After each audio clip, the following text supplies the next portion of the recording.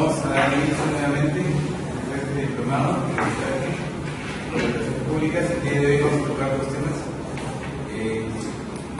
las rentabilidades y la materia real en la forma de contratación del Estado. Les diría antes de iniciar, apaguen sus cámaras, por favor.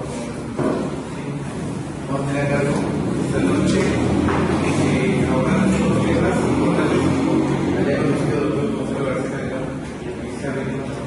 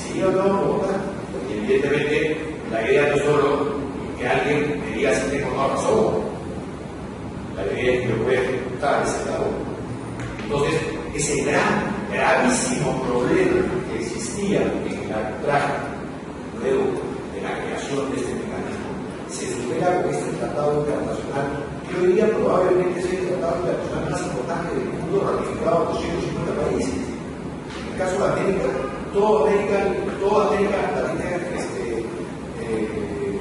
ratificado, lo que veis es el mundo país, todo América, todo 150 países del mundo establecen que cualquier conflicto que surja a través de un arbitraje que sea resuelto por un Estado suscribiente, que es el Tratado Internacional conocido como la Convención de Nueva York, va a ser reconocido en el Consejo de América. Entonces, frente a eso, ya le dices el embarazo necesario a este mecanismo.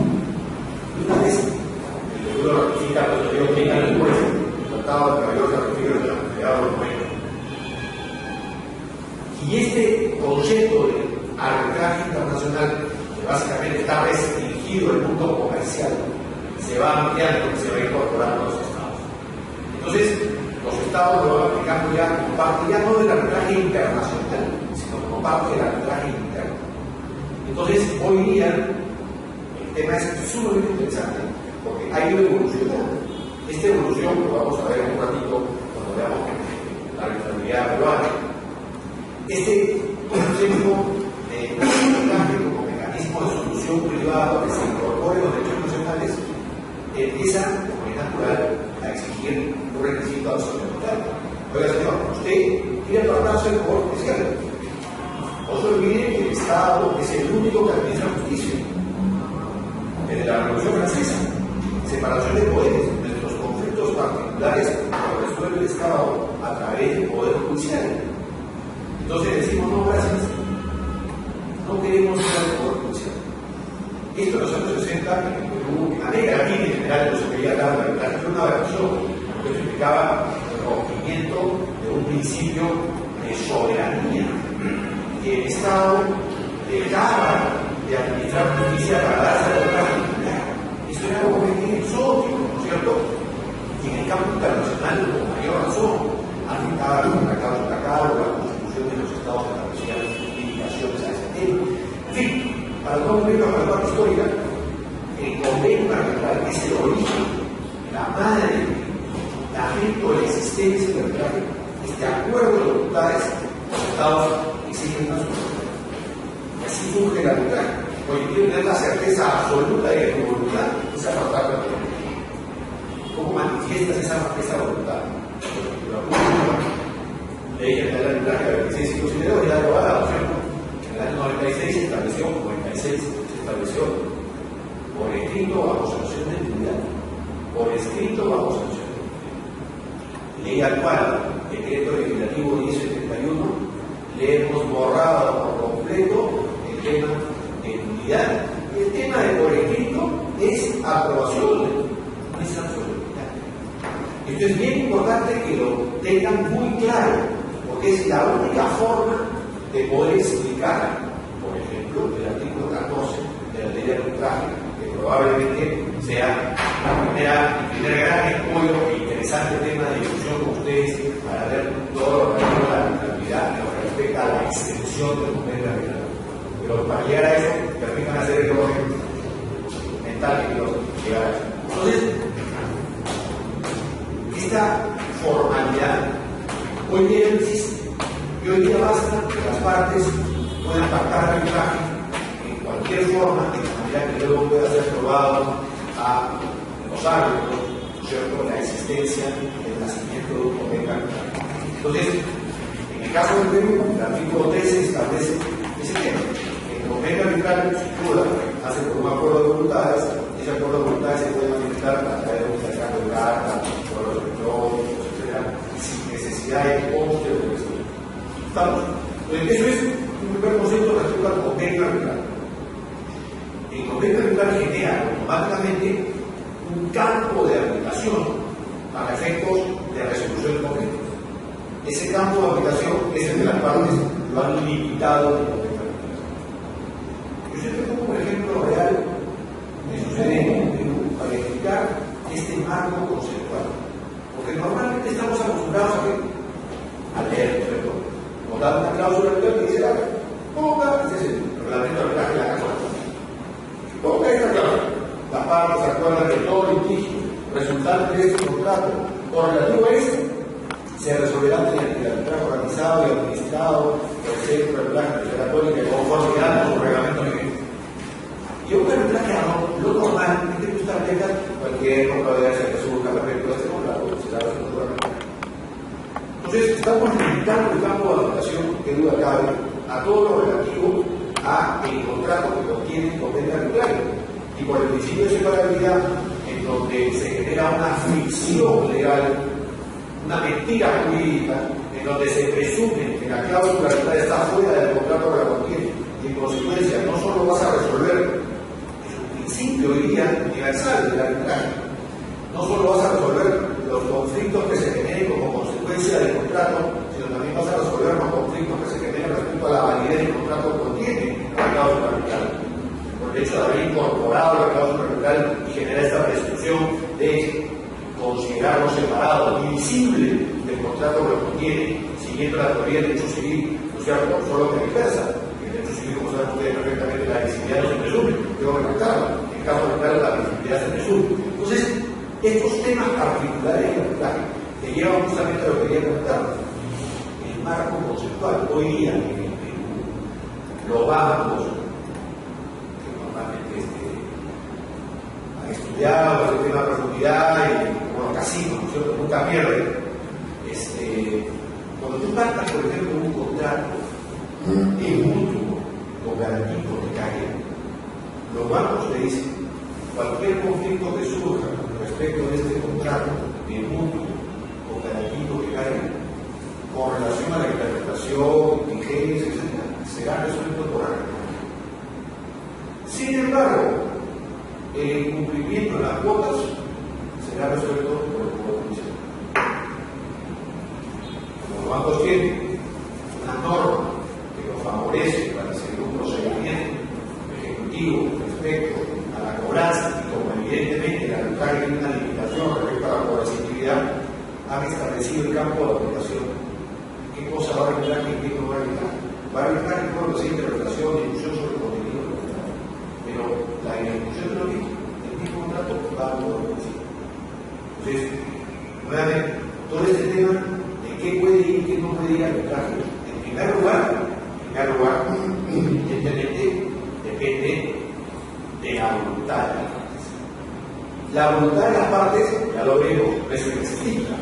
El Estado te permite llevar a arbitraje determinadas materias que en la definición, yo tenía acá unas definiciones de la doctrina, ¿no es cierto? Por ejemplo, la materia arbitrable solo puede estar integrada con asuntos o cuestiones susceptibles de transacción, dice un autor, ¿no es cierto? Abarca los objetos, bienes, derechos, acciones sobre los cuales existe capacidad de disposición. Otras definiciones establecen temas de índole patrimonial. Y para seguir con la parte histórica, originariamente el arbitraje era solo para temas comerciales. Luego se ha ampliado el concepto a temas de naturaleza civil, temas. Hoy día ya no hacemos esa distinción. Hay un libro de un autor peruano, que fue decano del Colegio de Abogados, Luis de Montoya, que se llama Arbitraje Comercial. Eso no existe, eso, arbitraje comercial. Nadie hace esa distinción de arbitraje comercial, arbitraje civil. El arbitraje es uno. Entonces, podemos hacer la distinción entre arbitraje civil y arbitraje administrativo, pero digamos, en líneas generales, el concepto del arbitraje hoy día en materia de derecho privado es simplemente qué campo de aplicación, cuál es la arbitrabilidad, cuál es el límite de la voluntad de las partes para resolver la controversia contraria. Entonces, el derecho peruano establece criterios de línea de disposición, pero no lo define. No define cuál es el campo de aplicación. Como ustedes imaginarán, se lo voy a contar ahora, hay 550.000 problemas respecto a qué es arbitrable y qué cosa no es arbitrable. Está sucediendo hoy permanentemente. Yo en lo particular, como árbitro que practico regularmente el arbitraje, tengo ocasiones de amparo, tengo un caso real. A ver, ¿cómo es el caso? Yo voy a decir los nombres porque está muy licenciado. Designan al tribunal arbitral, porque va al presidente del tribunal, para ver la controversia respecto a un contrato que se había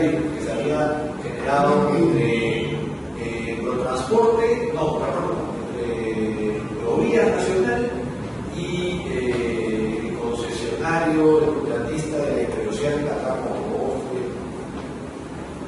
perfecto, una discusión privada, ¿no es cierto?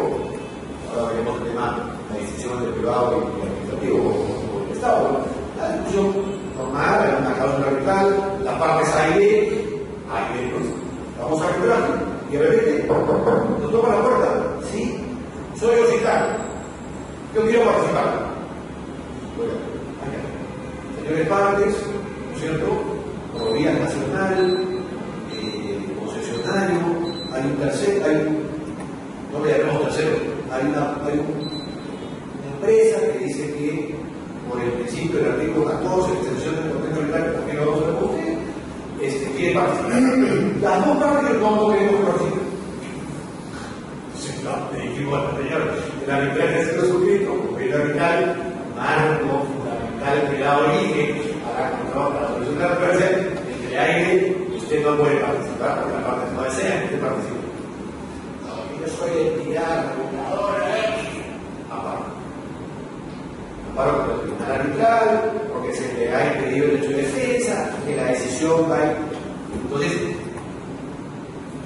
y el argumento fundamental de la reguladora de la materia no era arbitrario, a pesar que se trataba de un tema de interpretación contractual, porque consideraba que la interpretación contractual no le correspondía al tribunal, sino le correspondía al regulador, porque eso estaba dentro de sus atribuciones.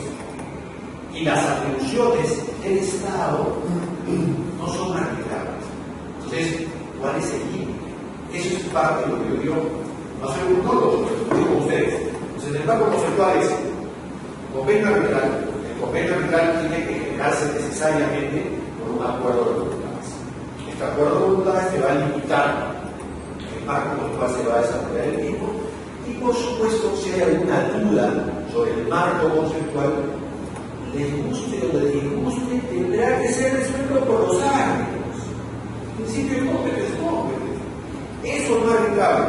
Así como les he contado un caso fiscal, me remonto años atrás, donde existió una controversia interesantísima también, donde la SUNAT consideraba que se debía interpretar una depreciación efectiva, no sé qué tema, y estas fueron arbitrajes.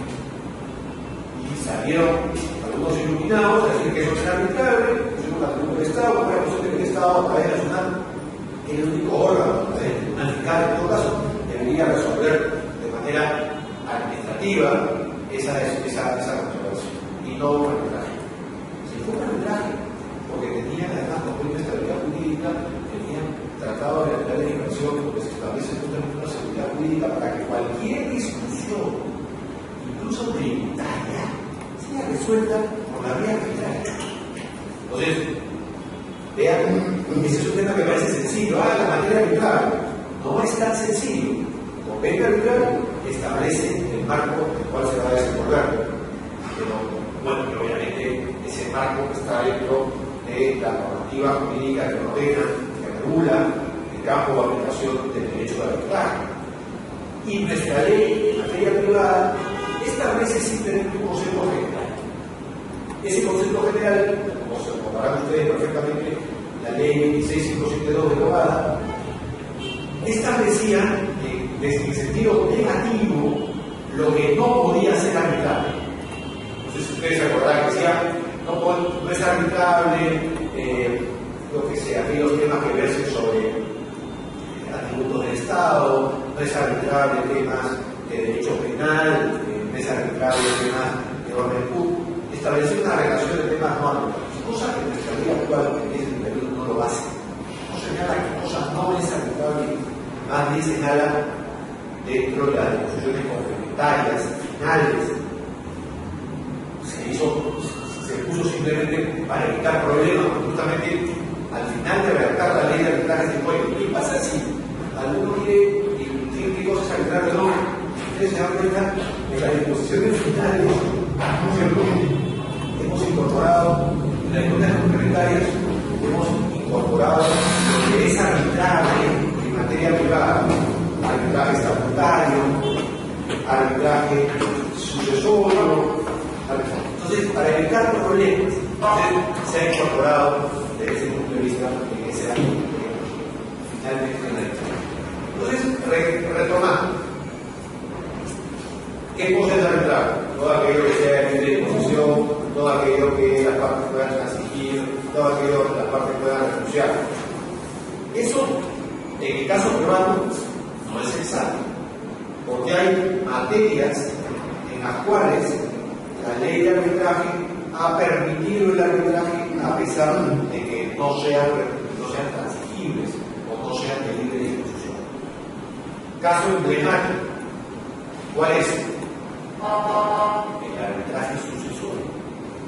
Caso emblemático.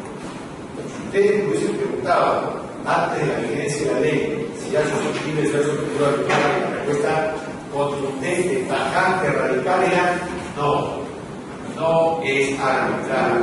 Sin embargo, si ustedes revisan la disposición complementaria número 6, dice, mediante estipulación testamentaria puede disponerse del sometimiento al arbitraje de las controversias que puedan surgir entre sucesores o de los sucesores con los albaceas, incluyendo lo relativo al inventario de la base hereditaria, su valoración, administración y partición. Si no hubiera testamento, o el testamento no contempla una estipulación arbitral, los sucesores y los albaceas pueden celebrar un convenio arbitral para resolver las controversias previstas en el párrafo. Esto no es algo exótico. Esto en el Perú ya está siendo aplicado.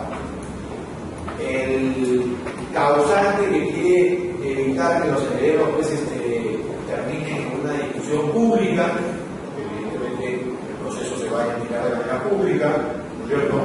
Y que termine como el caso de todos conocidos de la familia Tudela peleándose por el viejito sin ojalá los portales o no sé qué, establece que cualquier controversia va a ser resuelta. Entonces, caso real, obviamente no voy a mencionar los nombres, en donde ya se ha aplicado ya se ha aplicado en varios casos. El caso que yo conozco es en donde el causante tenía un primer matrimonio donde tiene 5 o 6 hijos y un segundo matrimonio donde tiene 2 hijos y donde al momento del fallecimiento los hijos del segundo matrimonio demandan en la vía arbitral a los hijos del primer matrimonio, toda vez que consideraban que los bienes que habían recibido como anticipo de herencia tenían que regresar a la base hereditaria, toda vez que no eran relacionados. Casualito. Entonces, un tribunal arbitral se encargó de establecer si efectivamente esos bienes que habían sido entregados en vida por el causante a los hijos del primer matrimonio, que sumaban una importante cantidad de dinero, tenían o no que regresar a la base hereditaria, valorizar los bienes y repartirlos de acuerdo a lo que establece la norma en las proporciones que se establecen.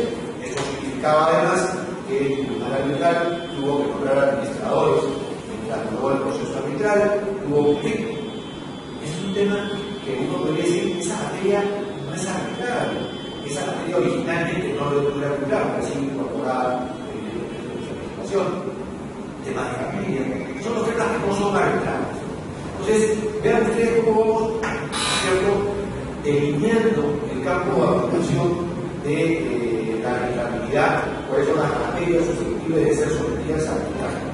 Todo aquello que sea de libre disposición, lo que quiera matrimonial, todo aquello en donde las partes puedan facultar a denunciar, como concepto general, pero luego el legislador va incorporando una serie de figuras que consideran que la vía arbitral es la vía idónea, es una vía adecuada para poder resolver también esos temas, esas materias que originalmente las partes tenían una libre disposición sobre esta. Como sucede, por ejemplo, también hoy día con los temas de expropiación. Puede ser discutible a nivel doctrinario si es susceptible o no de someter arbitraje los casos de expropiación. Y se han sometido, no sé, 70, 80 casos de expropiación del aeropuerto Jorge Chávez con muchísimo éxito. Los árbitros han establecido la valorización de los terrenos aledaños al aeropuerto Jorge Chávez y le ha permitido, o va a permitir, no ha permitido, porque ha salido el presidente a declarar que van a ser entregados sin completo de los 5 años, a cumplir con el contrato del agua. A través de una ley de protección donde establece que el sujeto pasivo, el sujeto bloqueado tiene que someterse al arbitraje porque puede coger la vía del arbitraje como en efecto ha sucedido para resolver los controversias. Entonces, nuevamente, la arbitrabilidad es un tema que yo quiero comentar más que quiero discutir con ustedes.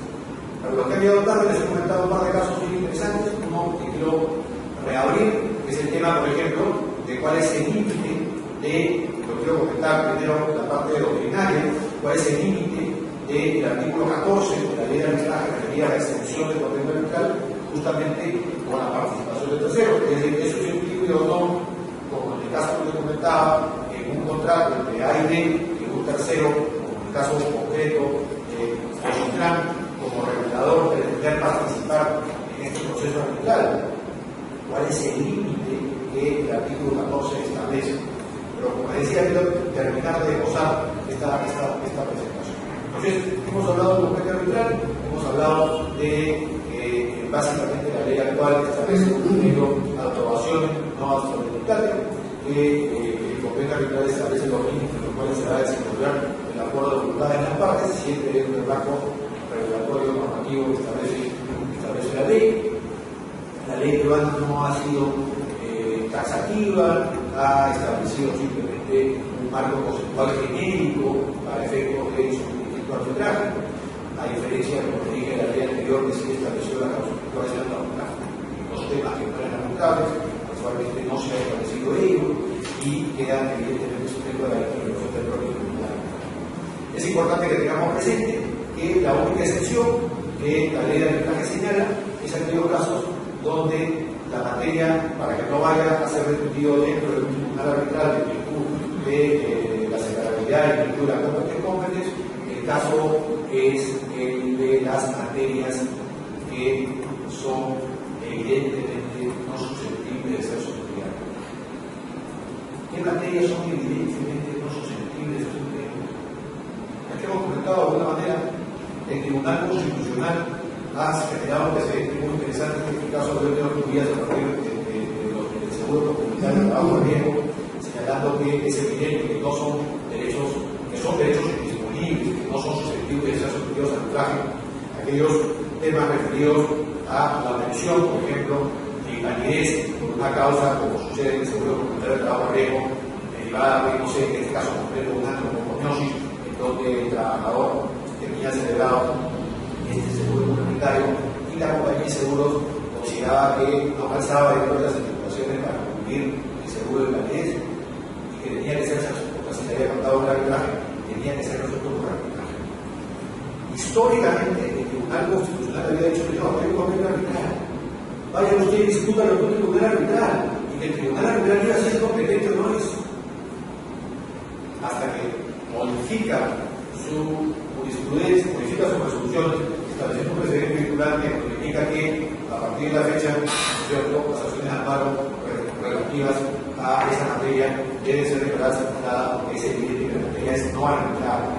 Entonces, todo el tema, insisto, de la arbitrabilidad, primero varía de país en país. En el caso peruano hay una línea muy delgada sobre, digamos, ahora es un tema bastante discutido sobre qué es arbitrable y qué no es arbitrable. Algunos países son tajantes en algunos temas, otros no. El ejemplo que siempre me gusta poner, en el caso peruano hemos sacado la discusión respecto a contratos por acción. En muchísimos países realizan legislación comparada de manera arbitral que no es arbitrable, porque no hay una manifestación de voluntad. En consecuencia, en un contrato pre-redactado, una cláusula general de un contrato por acción, tengo la posibilidad de decidir qué tipo de arbitraje que deseo. Yo tengo la posibilidad de decidir si deseo un arbitraje ad hoc institucional. Yo tengo la posibilidad de decidir si quiero un arbitraje que se me lleve adelante en una sede determinada o en otra. Yo no tengo la posibilidad, ni siquiera, muchas veces, de pactar una serie de temas que son el meollo, el fundamento de la existencia misma del contrato de arbitraje. La voluntad. ¿La voluntad? Oiga, señor, Usted compra un pasaje aéreo, usted compra una póliza de seguro y tiene una cláusula. Es arbitrable, sin duda, porque la ley peruana no ha establecido. Ya ha establecido sí un requisito para la validez de ese contrato por adhesión. Ha establecido que ese contrato, a diferencia del contrato de arbitraje clásico, requiere ser suscrito y firmado por las partes de este contrato por adhesión, y en donde la cláusula arbitral tiene que estar contenida en el cuerpo principal del contrato, tiene que estar mencionada en el cuerpo principal del contrato. Entonces, ¿es arbitrable? Sí, es arbitrable. En nuestro país es absolutamente arbitrable. En el derecho comparado no necesariamente ocurre, porque muchas veces esas cláusulas son consideradas como cláusulas abusivas. Entonces, yo siempre, cuando discutíamos esto en la comisión modificatoria de la ley de arbitraje, yo les puse un caso real, que pues aquí no me acuerdo qué libro, que era de Campol, pero en donde se establece históricamente un caso donde la Corte de Casación francesa anula un procedimiento arbitral y además le jala las orejas a un centro de arbitraje francés que estaba constituido por empresas de seguros. Es decir, un grupo de empresas de seguros creó su centro de arbitraje. Listo. 5 compañías de seguros crearon su centro de arbitraje de aseguradores tal. Y ponían en todos sus contratos que cualquier controversia que surja entre el asegurado y el asegurador iría a ese centro de arbitraje que ellos habían creado, que ellos eran los asociados. ¿Cuál es el problema? ¿Cuál es el problema? ¿Dónde está la simetría? ¿Dónde está la posibilidad? ¿Quién elige a los árbitros? Es de la lista, en caso que no se pongan de acuerdo los mismos, ¿no es cierto? El centro de arbitraje elegirá de la lista, que son las propias aseguradoras las que han elegido cara. Entonces, eso no es dable.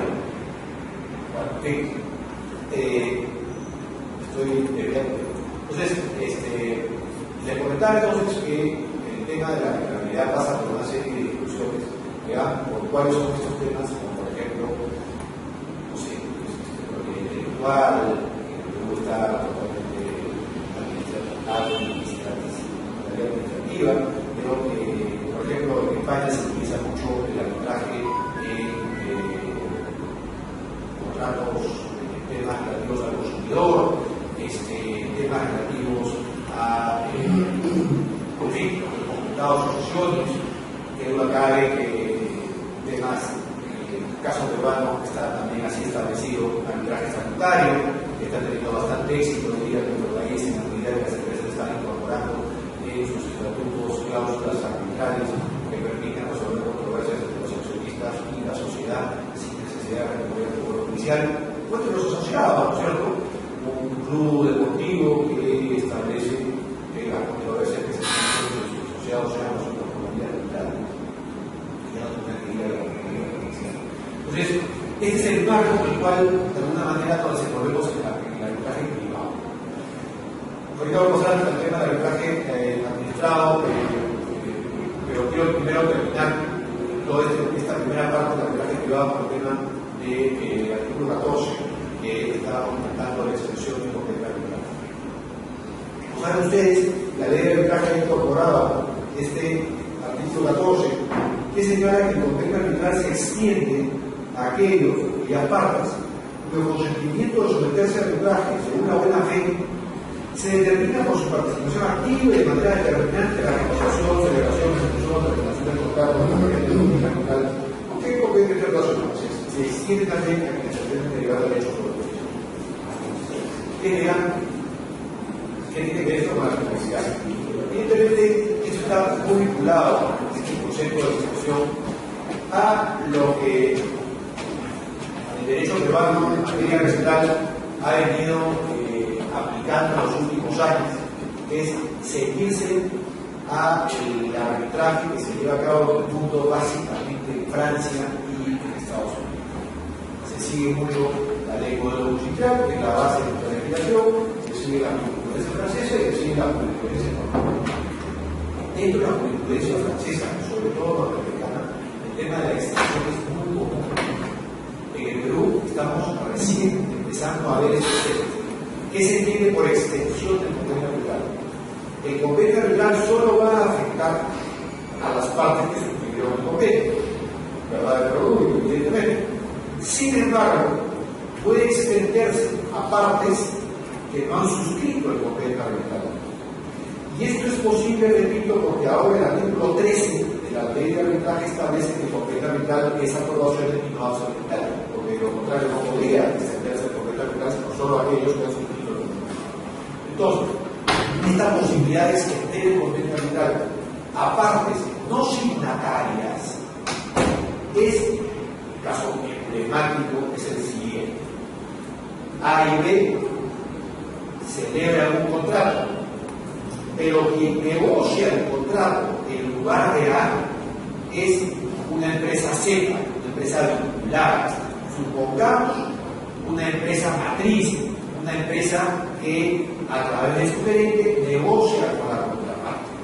Lo utiliza simplemente como vehículo para efecto de la suscripción del contrato a la empresa A, pero quien negocia, celebra el contrato, quien lo suscribe es verdad, pero negociado, celebrado y conversado, etc., por la empresa gerente de esa.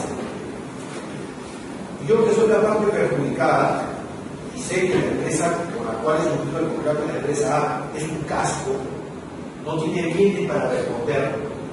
Quiero jalar, quiero incorporar, quiero atraer a la empresa Z.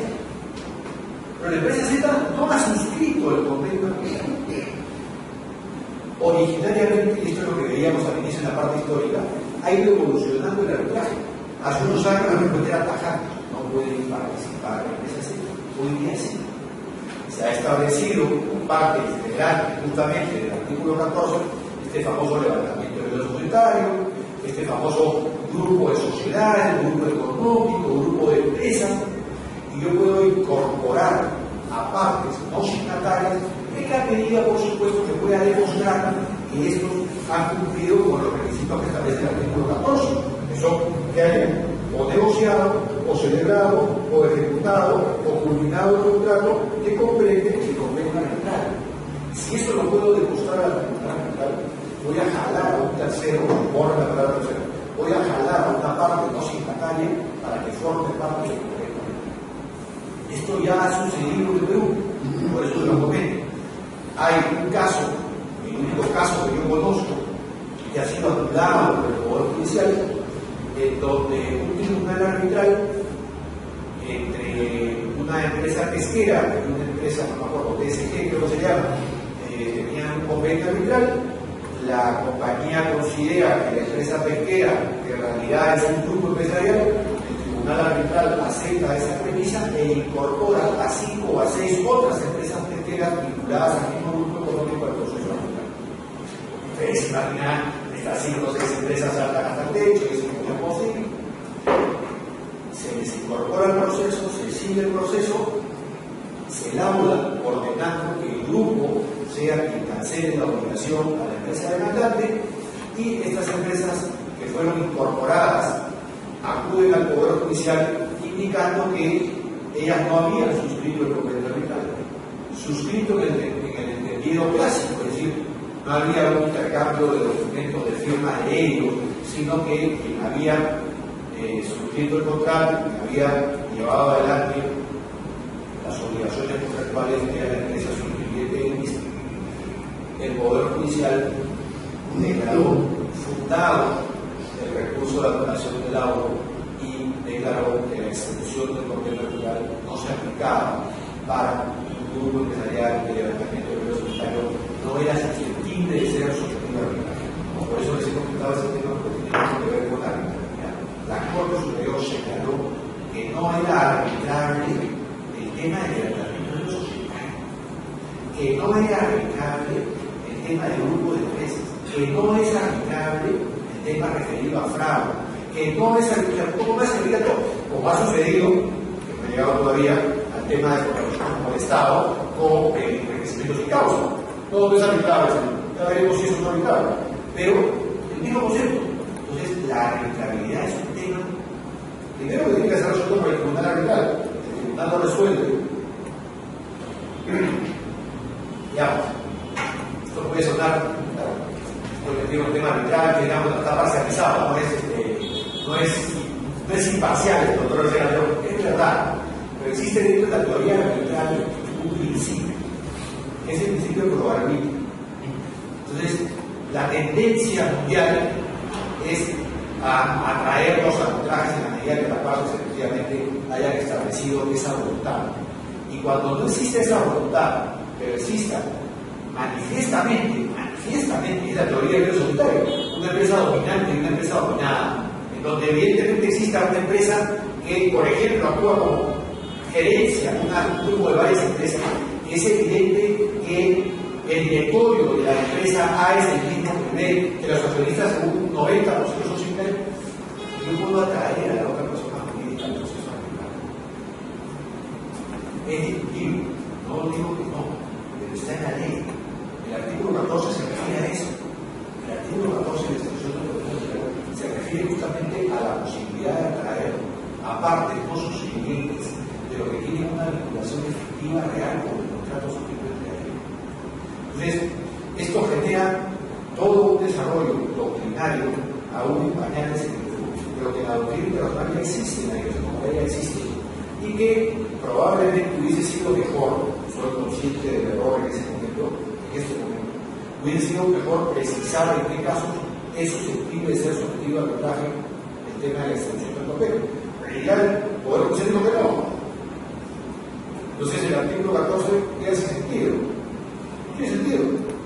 Porque efectivamente la extensión tiene por objeto justamente atraer a partes consignatarias en caso de velo solitario, en caso de no es arbitrario. No es arbitrario. Entonces, ¿qué es arbitrable y qué no? El caso nuevamente lo traigo a colación, porque me afecta personalmente, porque yo fui miembro de ese tribunal arbitral. Amparo Citrán, que dice que ese contrato suscrito entre la Interoceánica y Providas Nacional no es arbitrable porque afecta un tema de regulación que debe ser solo conocido por Citrán, y en consecuencia los árbitros no son competentes. Entonces, nos consideramos competentes, laudamos y se va a un amparo al Poder Judicial. No sabemos lo que diga el Poder Judicial, pero el Poder Judicial, con ese criterio, podrá decir que efectivamente esa materia no es arbitrable. Entonces, nuevamente, el campo de aplicación que originalmente está establecido para la voluntad de las partes dentro del marco conceptual que el legislador quiere, evidentemente, otorgar a los particulares para que puedan sustraerse de la jurisdicción ordinaria en una serie de materias de libre disposición, pues en este caso se ven restringidos ahora porque algunas reguladoras establecen que primero tiene que pasar por una aprobación previa de ellos, como sucedía en el Código Civil en el artículo 1913, que fue derogado por la 26, primero por la 2595 y después por la 2652, que señalaba, no sé si ustedes se acordarán, el Código Civil peruano señalaba que antes de la existencia de las constituciones del Estado, que los contratos donde el Estado suscribía arbitraje tenían que pasar previamente por la aprobación de Contraloría General. Es decir, el Código Civil, en su artículo 1903, que era en 1984. Obviamente, el año anterior fue derogado, pero de alguna manera la Contraloría ha seguido insistiendo sobre algunos temas que no son arbitrables, adicionales no son arbitrables. Entonces, nuevamente, el tema de la arbitrabilidad en el derecho internacional es muy complejo y parece ser que el Perú también está siendo complejo. Es decir, no todas las materias pacíficamente son sometidas al arbitraje. Estamos señalando una serie de inconvenientes sobre problemas que se presentan dentro del país. Sí me gustaría ver si hay preguntas de parte de ustedes sobre estos temas. Sí, por favor. Doctor, ¿en qué etapa incorporaría el tribunal arbitral a estos procesos tribunales? ¿Existe alguna regulación sobre ello? Gracias. Regulación legal no hay. Lo que hay es patrones que están siendo utilizados en el arbitraje internacional. El arbitraje que estudiamos, el arbitraje de la ley peruana, es, como siempre digo yo, una creación heroica de 4 o 5 iluminados que saben arbitraje. Mentira. Esto es una base fundamental que existe en el mundo. Tú estudias arbitraje acá, lo puedes estudiar en Francia exactamente igual, con algunos matices de diferencia. Pero lo mismo, porque la base es la ley modelo doctrinal. Todos los países del mundo que tienen leyes de arbitraje, que son eficientes, tienen como base la ley modelo doctrinal, porque tienen estos principios. Si le empiezan a poner cortapisas, ¿no? no, que esto tiene que pasar por el juez, lo que sea.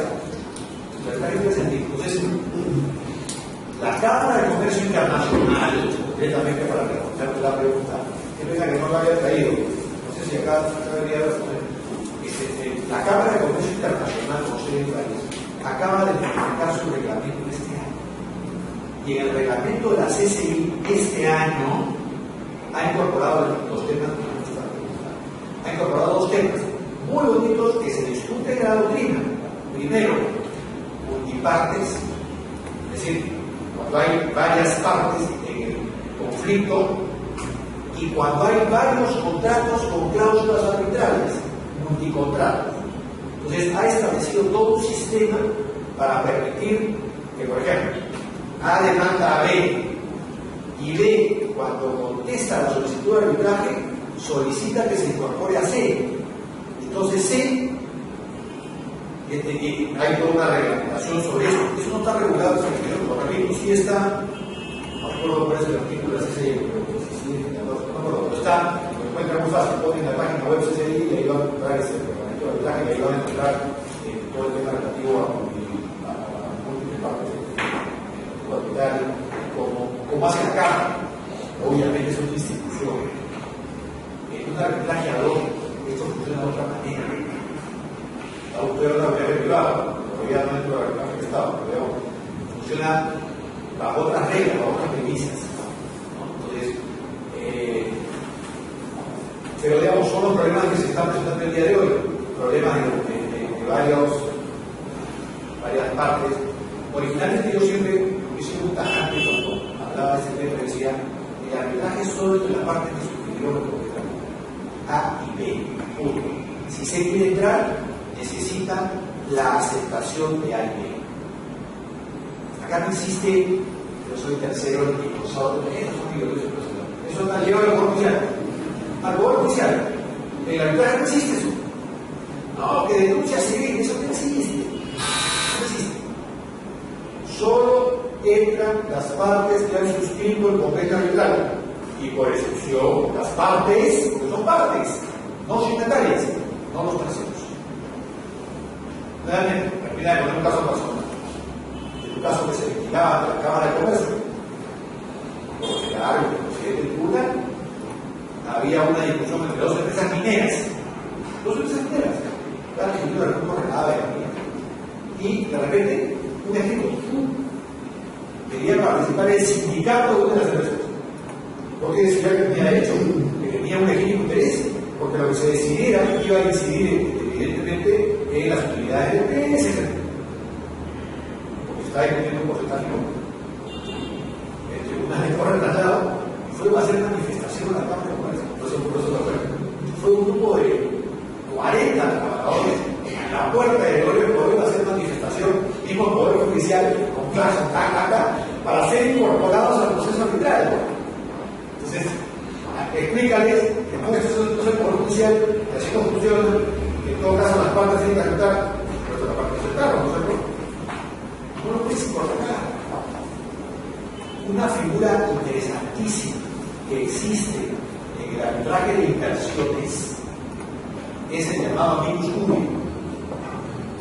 Eso podría ser una fórmula, digamos, para incorporar a un tercero a que participe en el arbitraje, que colabore como amigo de una de las partes para, pero no es para. Son figuras ya, eso no es para. Por eso, no participa. Un tercero no participa en el arbitraje, se quiere participar. Obviamente, la consecuencia jurídica tampoco le afectará. Es decir, el efecto jurídico del árbitro no puede afectar a un tercero. Eso ya está zanjado, gracias a Dios, por el Poder Judicial. Se estaban mal utilizando arbitrajes. El arbitraje, yo soy un convencido de la bondad del arbitraje. Evidentemente tiene una serie de problemas que hay que solucionar. ¿No es cierto? Que depende de todos, si queremos que eso siga funcionando, evitar los problemas que funcionan. ¿Qué había sucedido? Dos partes de mala fe habían suscrito un convenio arbitral para un contrato de arrendamiento, en donde A le decía a B que tenía que desalojar el inmueble porque había vencido el contrato. B se allana, pues. Sí, señora, estoy el contrato, qué pena, no tengo dónde ir, ya, pero es verdad, ya. Laudo arbitral, árbitro único, falla la ley. Un mes, ¿no es cierto? Es imposible, indicando que ordena el desalojo del demandado. Entonces, va el demandante con su laudo, por judicial, y dice, señor juez, ejecute usted. Pues va, toca la puerta, sale un tercero, ¿sí? Vengo con una orden de lanzamiento, un arbitraje, cosa jugada, ¿de qué me habla? Cosa jugada, señor, la cosa jugada, la sacrosanta cosa jugada. Yo no he sido parte del proceso arbitral. Pero en el proceso judicial, los que son procesalistas lo saben perfectamente, en un proceso judicial de lanzamiento, si hay un tercero, queda incorporado al proceso judicial y se le da un plazo, 7 días, 10 días, lo que sea, para que se vaya. Lo mismo se aplicaba en estos casos de ejecución de la ley. Entonces, se ha reunido el pleno de las salas comerciales y han emitido un pronunciamiento señalando que esto no solo se aplica al arbitraje, esto empezó con las conciliaciones. La misma maldad, es decir, A y B se reunían, llegaba a una conciliación para que el señor se retirara del inmueble el día 15 de octubre. Y el día 7 de noviembre iba a señor, vamos a ir a la casa, bótelo. Iba el juez, en mérito del acta de conciliación, y le decía al señor, váyase. No, pero yo no soy el señor García Herrera, yo soy el señor Federico Romano. El acta dice que no nada que ver, no señor, usted se va. El acta de conciliación, ¿cómo los efectos jurídicos de un acuerdo privado van a afectar a un tercero ajeno a la controversia? Eso se está utilizando en la arbitraje. Repito, que hay un pleno jurisdiccional, las salas comerciales y los juzgados han señalado que los efectos jurídicos no pueden ser incorporados a terceros ajenos. Entonces, repito, eso es todo, esa es larga respuesta, pero esa es la respuesta. ¿La otra pregunta, tema? Todos. ¿Están tibios? Entonces, vamos al tema. Ese es el tema básicamente, creo yo, de la arbitrabilidad en materia de derecho privado. ¿Doctor? Sí. En el artículo 14 se requiere para su aplicación de la existencia de un contrato previo a que explique. Por ejemplo, en el tema del derecho societario, si fuese judicial el tema, yo no necesito, para redactar el derecho societario, que las empresas a las que pretendo demandar o a las que pretendo incorporar hayan participado previamente en un contrato. Es decir, usted la recompensa contractual la puedo llamar igual. Entonces, ahí no hay contrato. En el tema arbitral, pareciera que la resolución del artículo 14 me exige que previamente haya habido un contrato. Yo creo que sí. Sí. Yo creo que sí. Tiene que haber una pasión jurídica. O sea, por ejemplo, una subsidiaria que acepta el arbitraje para discutir un tema de responsabilidad contractual, no puede parar la tiempo. No debería, creo yo. Pero esos son temas, que solo se van a resolver en casos concretos que vayan desarrollados en el futuro. Por supuesto que realmente creo que ahora, a la luz de lo que está sucediendo, creo que el artículo 14, no digo que sea un error, pero sí creo que necesita una especificación mayor, es decir, se aplica para los siguientes casos, para el stopper, para grupo empresarial, para el levantamiento de estas condiciones, tiene que de lo contrario, me han contado casos ya, el último párrafo, por ejemplo, dice: se extiende también el convenio arbitral a quienes pretendan derivar derechos o beneficios del contrato según sus términos. Me cuenta que un juez limpio, creo, ha establecido un proceso de discusión de familia, la participación de uno de ellos en una de las empresas de la otra persona en un arbitraje. Esta gente no entendí nada, ¿verdad? Porque es tan amplia la relación que pretendan, dice, derivar derechos o beneficios del contrato según su término. Entonces, no estás hablando de lo que el legislador hizo, o lo que, no sé si lo que se discutió, digamos, hay una cuestión de motivo pequeño, yo por lo que se discutió fue temas de lo que se yo no sé, uno vinculado, que además son materias no arbitrales, entonces yo creo que sí requiere una precisión en algún momento sobre el artículo 14 relativo a esto. ¿Ok? Bien, vamos entonces, no sé si he ido correcto, si queda claro el tema de la materia arbitrable o la arbitrabilidad en materia de derecho privado. En materia de derecho arbitral con el Estado, básicamente, como saben ustedes, y por eso he hecho también esta mención, los contratos pre-redactados, contratos de ejecutación, o contratos por adhesión, como quieran ustedes llamarle, en el caso peruano, el Estado, y eso está establecido además, yo ya lo saben ustedes, no vale la pena que se haga perder su tiempo contándole los artículos que además todos se encuentran en la Constitución, en donde se establece que el Estado pueda someter sus controversias arbitrales. El Estado ha establecido que para toda controversia surgida durante la etapa de ejecución del contrato se debe resolver mediante conciliación o arbitraje. Ya ha establecido una aplicación obligatoria. Entonces, primera gran diferencia entre el arbitraje privado y el arbitraje administrativo, por calificarlo de alguna manera, es que en este segundo tipo de arbitraje la voluntad de las partes no existe, porque es el Estado el que impone la exigencia de sustraerse del poder judicial. Si tú no quieres apartarte del poder judicial, no podrás contratar con el Estado. Muchos te dicen, bueno, pero es que nadie está obligado a contratar con el Estado.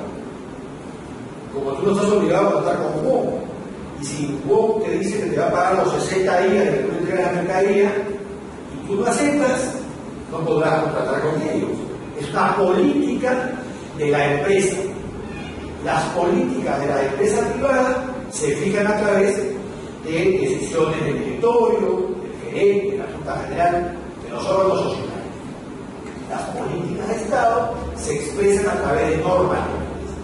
Entonces, la norma legal estableció como política de Estado que las controversias que el Estado tengan que ser derivadas.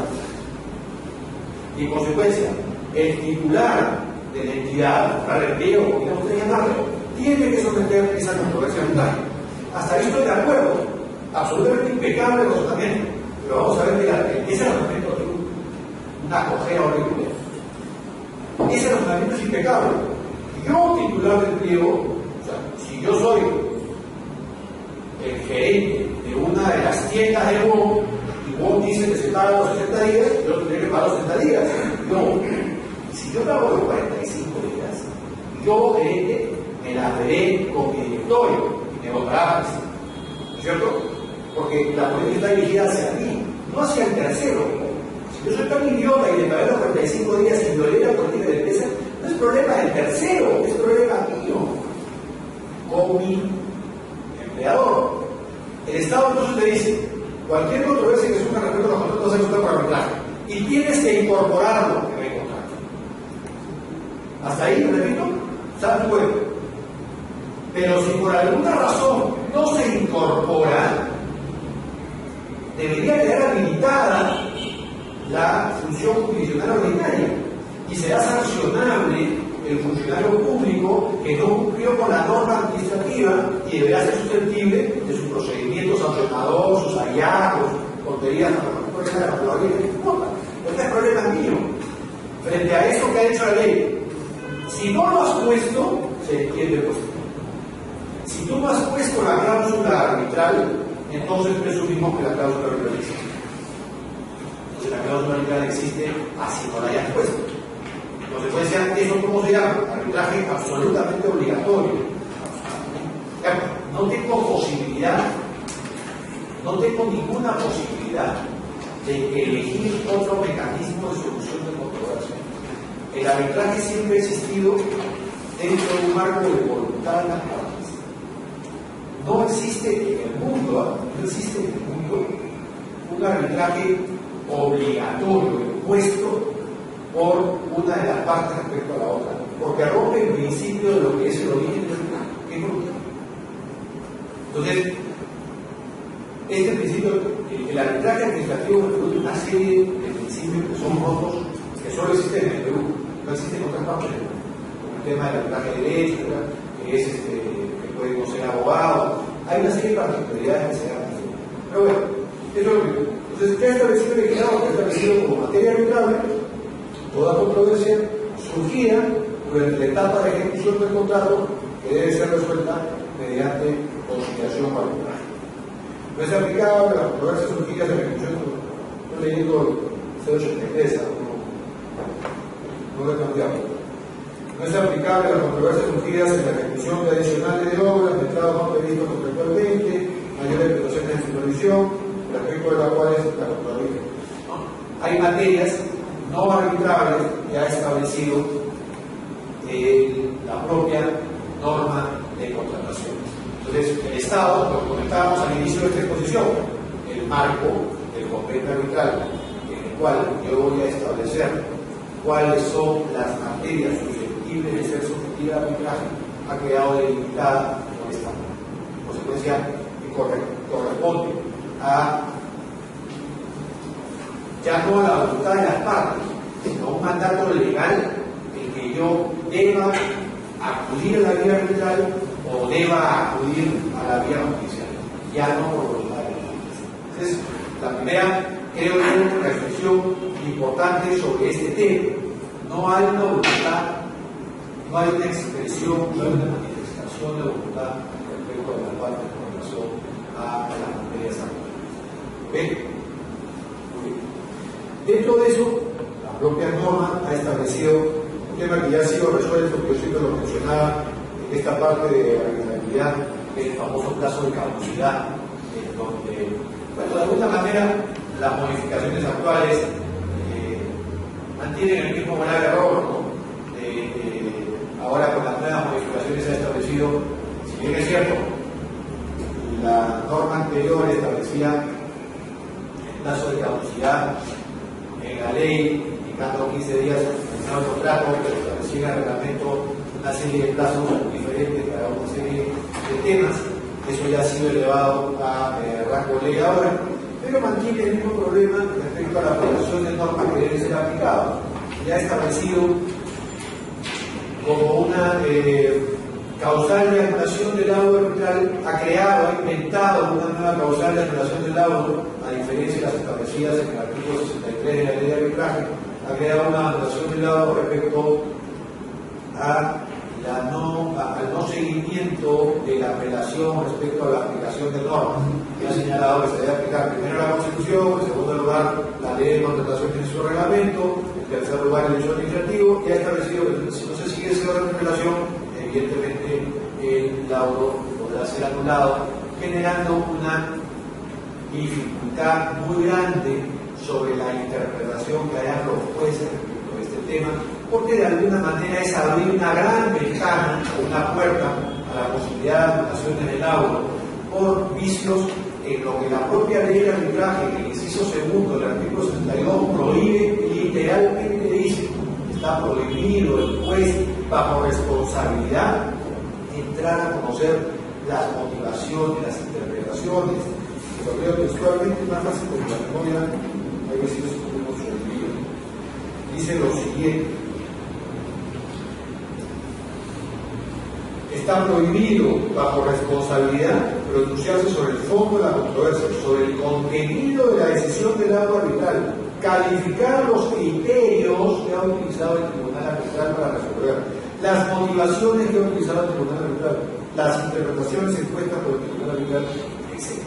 Ahora se ha creado una nueva causal, en donde se establece la posibilidad de una aislado arbitral justamente porque no haya aplicado el orden de regulación que se establece, con la gravedad de que no señala cuál es la consecuencia jurídica que puede darse respecto a ese incumplimiento, porque la propia ley arbitral que corresponde a cada causal de resolución una consecuencia, o queda restablecida nuevamente la función jurisdiccional o se retorna a los árbitros para que subsanen el error formal que ha ocurrido en el proceso arbitral. ¿Qué pasa en este caso? Queda restablecida la función judicial. Se supone que sería contradictorio con lo que la propia ley del Estado quiere respecto a los procesos de contratación que sean resueltos por la vía arbitral. Entonces, esos son temas que comentaremos luego del 20. Gracias.